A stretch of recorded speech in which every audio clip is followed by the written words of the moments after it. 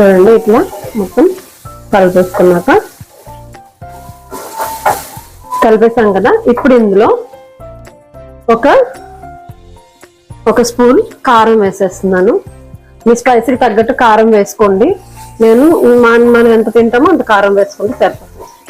ఇది ఇప్పుడు ఇట్లా మొత్తం ఒకసారి కలిపేసుకొని దీంట్లోంచి నీళ్ళు బయటకు వచ్చే వరకు మగ్గ పెట్టుకోవాలన్నమాట. చూడండి కలిపేసాను కదా. ఇప్పుడు మూత పెట్టేసుకో. ఇప్పుడు మూత పెట్టేసి మగ్గిచ్చేసుకుందాం. చూడండి మనం మూత పెట్టుకున్నాం కదా, అది ఒకసారి తీసి చూపిస్తాను.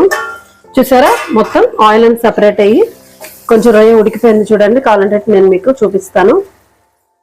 చూసారా రొయ్య కొంచెం ఉడికిపోయింది కదా, ఇంకొంచెం ఉడకాలన్నమాట. ఇట్లా చూసారా వాసన ఎంత బాగా వస్తుందంటే సూపర్ వస్తుంది వాసన. ఇప్పుడు ఇందులో మనం మసాలాలు వేసేసుకుందాం. ఇది ధనియాల పొడి, ఇది గరం మసాలా, అది 1/2 టేబుల్